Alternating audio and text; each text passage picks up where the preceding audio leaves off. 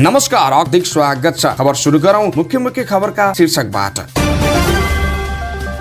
त्रिभुवन विश्वविद्यालयले बनायो विश्व रेकर्ड, एकैपटक सबैभन्दा धेरै विद्यार्थी दीक्षित। गौतम बुद्ध विमानस्थलमा उडान संख्या बढाउन पर्यटकलाई समेत सहुलियत दिनुपर्ने माग। सर्वोच्चको प्रस्तावित न्यायाधीशको सुनवाई सकियो, निर्णय 4 पुसमा हुने। काम गर्न खोज्दा मुद्दा हालेर अल्झाउन खोजियो, बालेन शाहको आरोप। स्वास्थ्य बीमाका बिरामीले 10% आफै तिर्नुपर्ने व्यवस्था। चितवन राष्ट्रिय निकुञ्जमा अब सहजै बाघ देख्न पाइने। संघीय सांसदको टोली 10 दिने चीन भ्रमणका लागि बेजिङ विश्वविद्यालय बारे गम्भीर निर्णय लिने बेला आयो प्रधानमन्त्री प्रचण्डको भनाई। रुकुम पश्चिम अस्थायी आवास निर्माणका लागि 28 कोटका 4000 जनाले पाए पहिलो किस्ता। ऊर्जा संकट समाधानका लागि तनहुँ जलविद्युत आयोजना महत्वपूर्ण, सोरिङ पाग्लेको भनाई। शेयर बजार 2060 बिन्दुमा सरोकार रकम झण्डै 1 वर्ष यताकै उच्च। जाजरकोटमा राहत सामग्री सजिलो ठाउँमा मात्र केन्द्रित। गुल्मीमा 10 दिन अघि हराएका बालक जंगलमा मृत भेटिए। विप्लवसँग भएको 3 बुँदे सम्झौता कार्यान्वयन गर्न समाजवादी मोर्चाको आग्रह।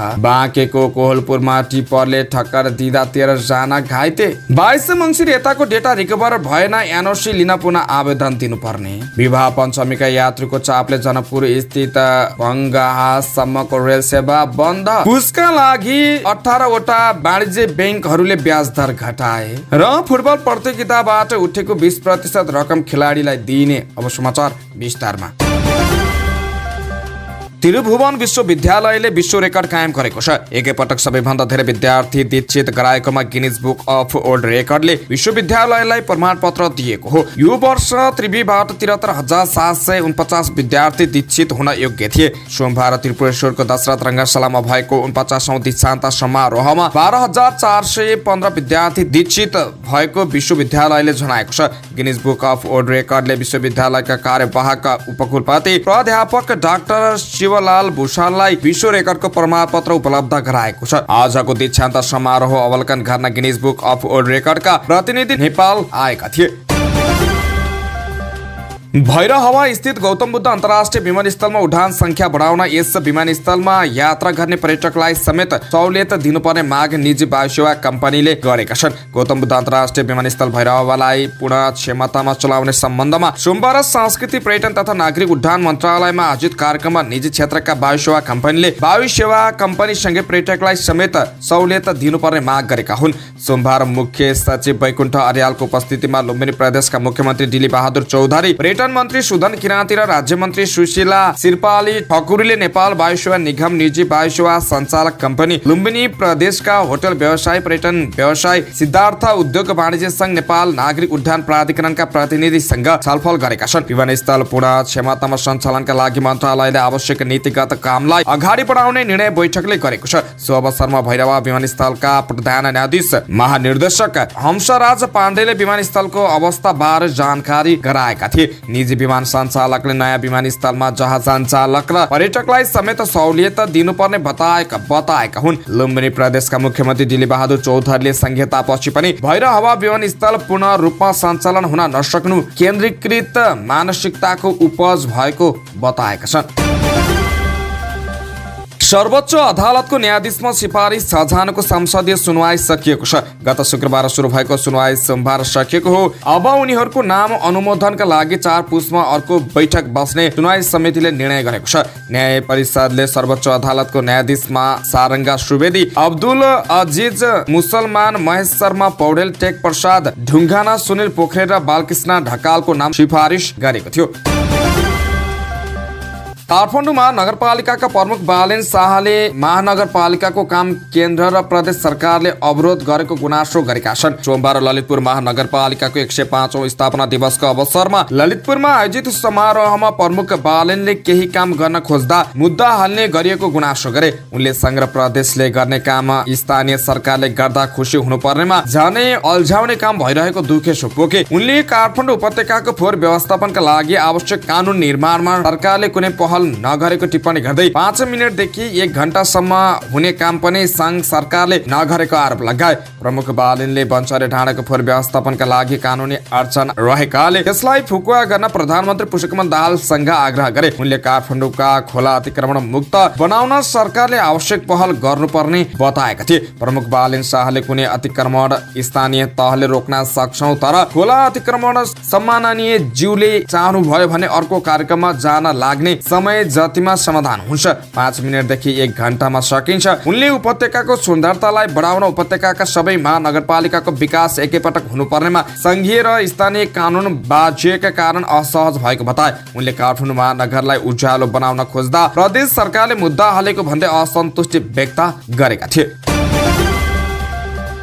स्वास्थ्य बीमाका बिरामीले लागत साझेदारी कोपेमेन्ट गर्नुपर्ने भएको छ। स्वास्थ्य बीमा बोर्डले आगामी माघ 1 गतेदेखि 10% बिरामीबाट उपचार खर्च लिने गरी कोपेमेन्ट गर्न लागेको हो। बोर्डका अध्यक्ष डाक्टर गुणराज लोहनीका अनुसार बीमा लागू भएका सबै अस्पतालमा कोपेमेन्ट लागू गरिँदैछ। सरकारी, सामुदायिक र निजी सबै खाले अस्पतालमा यो व्यवस्था लागू हुनेछ, लोहनीले भनेका छन्। यसले राज्यलाई आर्थिक भार कम गर्छ। उनका अनुसार सबै स्वास्थ्य बीमाले समेट्दै गर्दा अनावश्यक प्रभावमा उपचार हुने गरेको गुनासो आइरहेको थियो। बीमाको रकम बाँकी रहेको भन्दै बीमाकर्ताले आवश्यक नपर्दा समेत विभिन्न परीक्षणका लागि चिकित्सकहरूलाई दबाब दिने गरेका छन्। कोपेमेन्ट लागू भएसँगै दबाब कम हुने अपेक्षा समेत गरिएको छ। कोपेमेन्ट लागू भएसँगै आवश्यकता अनुसार थप निजी अस्पताललाई समेत बीमामा समावेश गरिँदैछ। उनले भने थप सेवा कहाँ आवश्यक छ हेरेर निजी र सामुदायिकलाई पनि दिने निर्णय गर्छौं। अस्पतालमा 1 महिनाका लागि मात्र बीमाका बिरामीलाई औषधि दिने गर्दा भिड हुने गरेको छ। बिरामी समेत दुःख पाउने गरेका छन्। उच्च रक्तचाप, मधुमेह, कोलेस्ट्रोल, दम जस्ता रोगको नियमित खानुपर्ने औषधि 3 महिनाका लागि एकपटक दिने व्यवस्था गरिएको डाक्टर लोहनीले जानकारी दिएका छन्। चितवन राष्ट्रिय निकुञ्ज घुम्न आउनेको पहिलो चाहना बाघ हेर्ने हुन्छ भनिन्छ। भाग्यमानीले मात्रै बाघ देख्न पाउँछन्। अब भने यहाँ घुम्न आउनेलाई बाघ हेर्न भाग्य चाहिँदैन। भरतपुर तर्फबाट निकुञ्ज घुम्न जाने बाटोमै बाघ हेर्न पाइने भएको छ। निकुञ्जभित्र 128 वयस्क पाठे बाघ रहेको तथ्याङ्क छ। यद्यपि निकै कमले मात्र निकुञ्ज घुम्दै गर्दा बाघ देख्न पाउँछन्। गएको वर्ष निकुञ्जमा 2,25,000 हाराहारी पर्यटक पस्दा बाघ देख्ने भन्नेको संख्या निकै कम थियो। बाघ हेर्ने अवसर भरतपुर भ्रमण वर्षले दिन लागेको हो। भरतपुरमा नगरपालिका 6 देवनगरमा रहेको निकुञ्जको रेन्ज पोस्ट क्षेत्रमा दक्षिणकाली सामुदायिक वनभित्र वन्यजन्तु उद्धार केन्द्रमा बाघ देखाउन लागि हो। निकुञ्जका सूचना अधिकारी गणेश प्रसाद तिवारीका अनुसार सकेसम्म सन् 2024 जनवरी 1 तारिकबाट नै पर्यटकका लागि बाघ देखाउने तयारी गरिएको छ। बन्दै गरेको खोर र मचन सम्पन्न गर्न 2-4 दिन ढिलो भए पनि पुष महिनाभित्र नै बाघ देखाउने तयारी छ। संघीय संसदका सदस्यको एक टोली 10 दिने चीन भ्रमणका लागि सोमबार बेजिङ प्रस्थान गरेको छ। नेकपा माओवादी केन्द्रका मुख्य सचेतक हितराज पाण्डेको नेतृत्वमा 20 सदस्यीय टोली छेन्दु हुँदै बेजिङ प्रस्थान गरेको हो। टोलीमा नेपाली कांग्रेस र नेकपा एमालेका 5 जना, नेकपा माओवादी केन्द्रका 3, राष्ट्रिय स्वतन्त्र पार्टी, राष्ट्रिय प्रजातन्त्र पार्टी, जनता समाजवादी पार्टी र नेकपा एकीकृत समाजवादीका 1-1 जना सांसद सहभागी छन्। टोलीमा नेपाली कांग्रेसबाट युवराज शर्मा, रामनाथ अधिकारी, हेनबहादुर साई, सरस्वती बजिमय र कुसुमदेव थापा, नेकपा एमालेबाट दामोदर बैरागी, मानवीर राई, निर्मला कोइराला, रुक्मिणी राणा बराइली र भगवती नेउपाने, नेकपा माओवादी केन्द्रबाट मुख्य सचेतक पाण्डे सहित जगप्रसाद शर्मा र नारायणी शर्मा हुनुहुन्छ। यस्तै राष्ट्रिय स्वतन्त्र पार्टीबाट प्रमुख सचेतक सन्तोष परियार, राष्ट्रिय प्रजातन्त्र पार्टीबाट अनिश नेपाली, जनता समाजवादी पार्टीबाट प्रकाश अधिकारी र नेकपा एकीकृत समाजवादी पार्टीका प्रमुख सचेतक मेटमणि चौधरी तथा संघीय सांसद सचिवालयका सचिव सुदर्शन खड्का लगायत हुनुहुन्छ। प्रधानमन्त्री पुष्पकमल दाहाल प्रचण्डले त्रिभुवन विश्वविद्यालयसँग जोडिएका विषयमा गम्भीरतापूर्वक छलफल गर्ने र निर्णय लिने बेला आएको बताएका छन्। सोमबार आयोजित त्रिभुवनको 49औं दीक्षान्त समारोहमा प्रधानमन्त्री प्रचण्डले त्रिभुवमा प्राज्ञिक प्रशासनिक व्यवस्थापकीय सुधारका लागि महत्त्वपूर्ण प्रयास भए पनि पर्याप्त नभएको बताए। आंशिक सुधारका प्रयासले भूमण्डलीकृत विश्व र प्रतिस्पर्धाका चुनौतीहरू सम्बोधन गर्न सकिँदैन। गुणात्मक सुधारको इच्छा शक्ति र संकल्प चाहिने भन्दै उनले भने यस दिशामा विश्वविद्यालय परिवारले थप मेहनत गर्नेछ भन्ने विश्वास व्यक्त गर्दछु। आफ्ना विद्यार्थीहरूलाई विश्व बजारमा प्रतिस्पर्धा गर्न सक्ने गरी अब्बल प्रमाणित गर्नु त्रिभुवको चुनौती भएको उनले बताएका थिए। गएको कार्तिक 17 गते राति जाजरकोटको रामीडाँडा केन्द्रबिन्दु भएर गएको भूकम्पले क्षति पुर्याएको रुकुम पश्चिमको 8 कोट नगरपालिकामा 4282 लाभग्राहीले अस्थायी आवास निर्माण गर्न पहिलो किस्ता प्राप्त गरेका छन्। 8 कोटमा 7000 लाभग्राही रहेका छन्। लाभग्राहीको खातामा 25,000 रुपियाँका दरले पहिलो किस्ता बापतको रकम जम्मा भएको छ।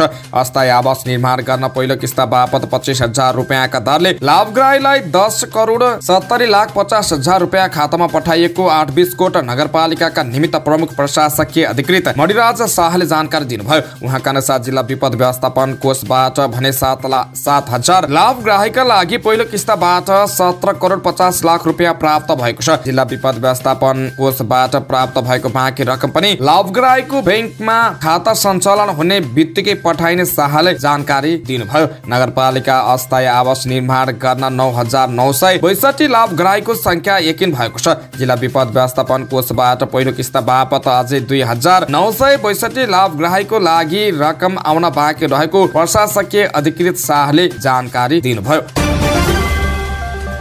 राष्ट्रिय स्वतन्त्र पार्टीका सभापति एवं तनहुँ 1 का प्रतिनिधि सभा सदस्य डाक्टर सोडिङ वाग्लेले ऊर्जा संकट समाधानका लागि तनहुँ जलविद्युत आयोजना महत्त्वपूर्ण रहेको बताएका छन्। रेसिङ गाउँपालिका 1 मा निर्माणाधीन उक्त आयोजनाको आइतबार निरीक्षण पश्चात उनले तनहुँ जलविद्युत आयोजना कुलेखानी पछि बनेको पहिलो जलाशयुक्त आयोजना भएकाले यसको निर्माण पश्चात विद्यमान ऊर्जा संकट केही हदसम्म समाधान हुने बताएका छन्। कुलेखानी जलविद्युत आयोजना बनेको 40 वर्षपछि मात्र पहिलो जलाशयुक्त जलविद्युत आयोजना बनेको भन्दै वाग्लेले यस आयोजना ऊर्जा सुरक्षाको दृष्टिकोणबाट पनि महत्त्वपूर्ण हुने उल्लेख गरे। आयोजना निर्माणका क्रममा स्थानीय जनसरकारवालालाई विश्वासमा लिएर काम गर्नुपर्ने उनको भनाइ थियो। वाग्लेले भने वर्षमा धेरै पानी पर्ने हुँदा त्यसबेला धेरै विद्युत उत्पादन हुने, तर युद्धमा पानी सुक्दै जाने र विद्युत उत्पादन पनि घट्दै जाने हुँदा सरकारले धेरै भन्दा धेरै जलाशयुक्त आयोजना बनाउनु पर्छ।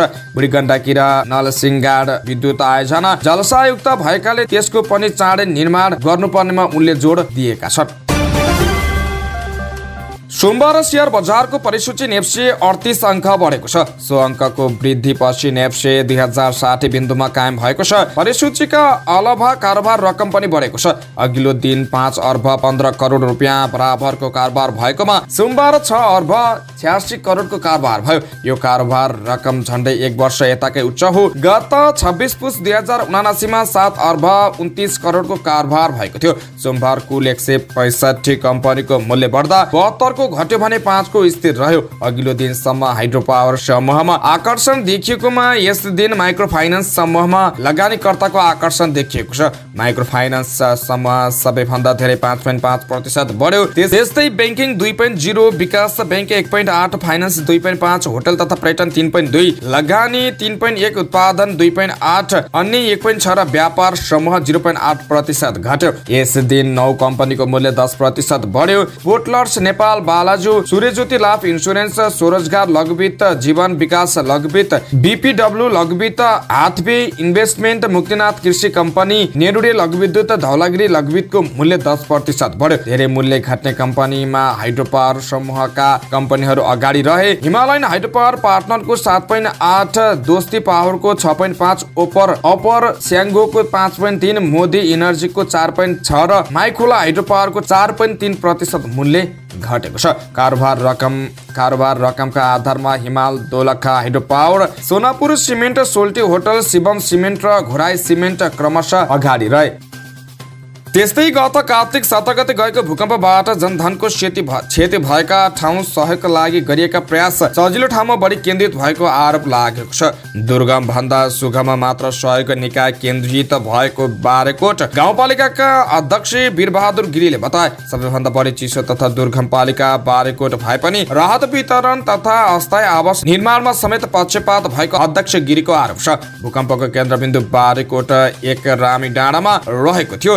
मानवीय क्षति नभए पनि भौतिक क्षति बारेकोटमा व्यापक भएको जनाउँदै गिरीले राहत वितरण कार्य सुगममा मात्र केन्द्रित हुँदा आफूहरू हैरान भएको जानकारी दिए। उनका अनुसार अधिकांश पीडित त्रिपाल भन्दा बाहिर रहेका छन्। जाजरकोटबाट समेत राहत वितरणमा बारेकोटलाई भेदभाव गरिएको उनको आरोप छ। वर्षयाम लाग्ने बित्तिकै बारेकोटमा ठूलो समस्या आउने उनी बताउँछन्। 5586 अस्थायी टहर निर्माण गर्नुपर्नेमा बारेकोटमा हालसम्म 1050 मात्र निर्माण भएका छन्। उनका अनुसार आर्थिक रूपमा कमाउन जाने जनशक्ति अस्थायी आवास निर्माणको कामदेखि अन्य काममा लाग्दा घरको आर्थिक भार कसरी समाधान होला भन्ने ठूलो चिन्ता बढेको छ।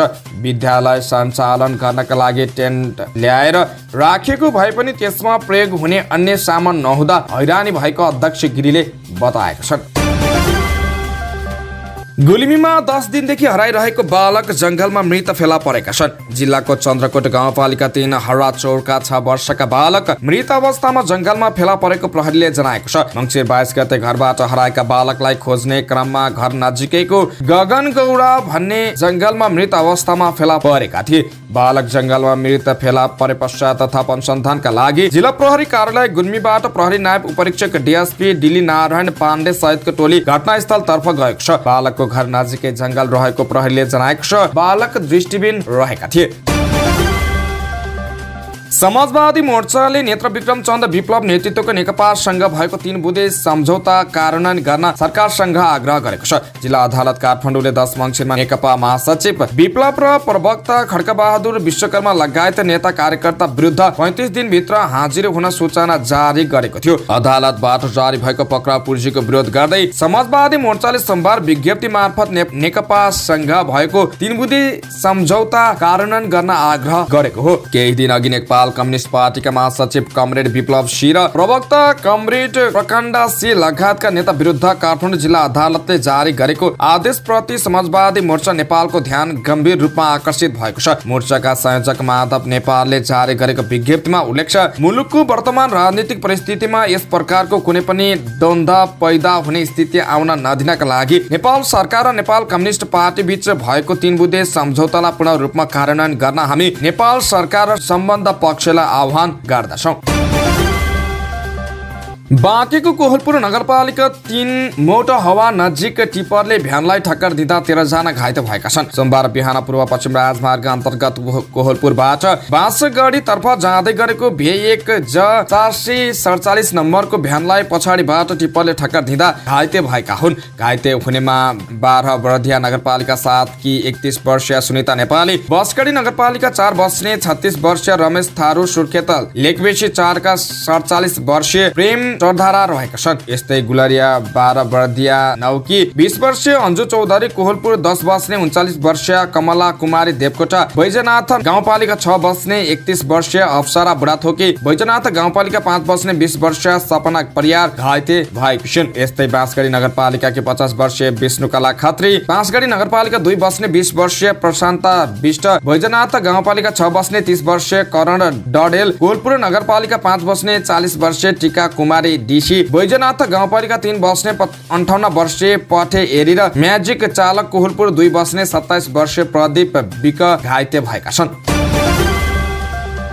वैदेशिक अध्ययन अनुमति पत्र यानोसीका लागि मङ्सिर 22 गतेदेखि आवेदन दिएका विद्यार्थीले पुनः निवेदन दिनुपर्ने भएको छ। वैदेशिक अध्ययन अनुमति पत्र शाखाको सर्भर बिहिबार 10:30 बजे डाउन भएको थियो। त्यही कारण 4 दिनदेखि यानोसी जारी हुन सकेको थिएन। शाखाका प्रमुख शान्तिराम पौडेलका अनुसार अहिले पनि सर्भर रिकभरको काम भइरहेको छ। 22 मङ्सिर भन्दा अगाडि आवेदन दिएका विद्यार्थीहरूको 75% डेटा रिकभर भएको छ। त्यसैले उनीहरूलाई यानोसी दिन थालिएको छ। तर 22 मङ्सिर गते यताको डेटा भने रिकभर भएको छैन। यसका लागि प्रयास भइरहेको उनले बताएका छन्। पौडेलले भने मङ्सिर 22 यता आवेदन दिएकाहरूलाई पुनः आवेदन दिनुस् भनेका छौं। उहाँहरूको ओरिजिनल डकुमेन्ट भौतिक रूपमा रुजु गरेर यानोसी दिन्छौं। सीताराम विवाह पञ्चमी मेलामा आएका श्रद्धालु भक्तजनलाई लक्षित गरी 2 दिन जनकपुर जयनगर सेवा तालिका बिना सञ्चालन हुने भएको छ। सोमबार बेलुकासम्मका लागि जनकपुरदेखि बङ्गाहासम्म सञ्चालन भएको रेल सेवा समेत रेलवे कम्पनीले स्थगित गरेको छ। कम्पनीका प्रबन्धक निरञ्जन झाले आइतबार नै एक सूचना जारी गर्दै बङ्गाहा खण्डमा रेल सेवा स्थगित गरेको जानकारी गराएका हुन्। सूचनाका अगाडि लेखिएको छ, मिति 2080 9 महिना 3 गते बिहान भङ्गाहाबाट तर्फ आउने रेल सेवा स्थगित गरिएको हुँदा यसबाट यात्रु महानुभावहरूमा पर्न जाने असुविधाको लागि क्षमा प्रार्थी छौं। साथै मिति 2079 9 महिना 3 गते बेलुकादेखि जनकपुर भङ्गाहा खण्डमा पूर्ववर्त नियमित रूपमा रेल सेवा सञ्चालन हुने व्यवहार समेत सम्बन्धित सबै पक्षको जानकारीका लागि अनुरोध छ। भङ्गाहादेखि जयनगरसम्म दिउँसो आउने र जाने गरी 2 पटक र जनकपुरबाट आउने जाने गरी 4 पटक रेल सेवा नियमित सञ्चालनमा रहेको छ।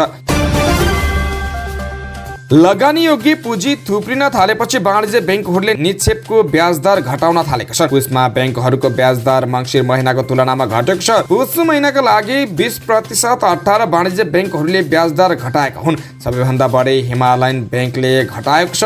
हिमालयन बैंकले पुसमा ब्याज दर 2% बिन्दु घटाएर 8.3% कायम रहेको छ। त्यसै गरी Everest bank, global IME bank, Laxmi sunrise bank, Machhapuchchhre bank र नेपाल एसबीआई बैंकले 9% बिन्दु ब्याज दर घटाएका छन्। प्रभु बैंक र सानिमा बैंकले भने मङ्सिर महिनाकै ब्याज दर निरन्तरता दिएका छन्। यी दुवैको अधिकतम ब्याज दर 9% रहेको छ। व्यक्तिगत मुद्दती तर्फ एनआईसी एसियाले ब्याज दर घटाएर 8.67% पुर्याएको छ। एनएमबी को ब्याज दर 9%, नोबेल बैंकको ब्याज दर 8.6%, राष्ट्रिय वाणिज्य बैंकको 8.61% र नेपाल इन्भेस्टमेन्ट मेका बैंकको 9.5% कायम भएको छ।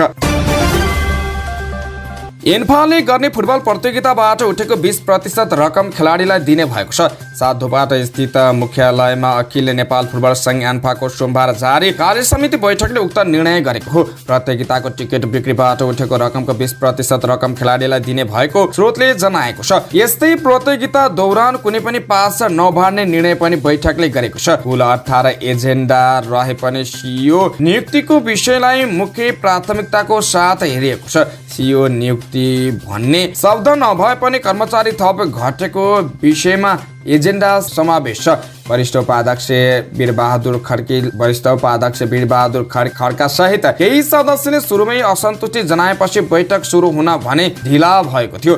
ढिलो गरी सुरु भएको बैठकमा कार्यसमिति सदस्य पेमा लामा असन्तुष्टि जनाउँदै सुरुमै बाहिरिन्। लामालाई सम्पर्क गर्दा उनले महिला संघबाट पनि कार्यसमितिमा प्रतिनिधि राख्नुपर्ने आफ्नो मागमा व्यवस्था गरिएकोले बाहिरिएको बताइन्। हामीले अन्य संघ जस्तै महिला संघको प्रतिनिधि पनि बैठकमा राख्नुपर्छ भनेर महासचिवलाई पनि भनेका थियौं। म आफू महिला संघको अध्यक्ष भए पनि एन्फाको केन्द्रीय सदस्य भएकोले अर्को एकजना प्रतिनिधि राख्न माग गरेका थियौं। तर अन्य संघको प्रतिनिधि बस्दा महिला संघलाई भने अपमान गरियो। लामाले भनिन्, जहाँ महिलालाई नै सम्मान हुँदैन त्यहाँ किन बस्ने भनेर म सुरुमै बाहिरिएँ। मलाई आज एकदमै नराम्रो अनुभव भयो। लामालाई बैठकमा बस्न आग्रह गरे पनि उनी निस्किएकी हुन्।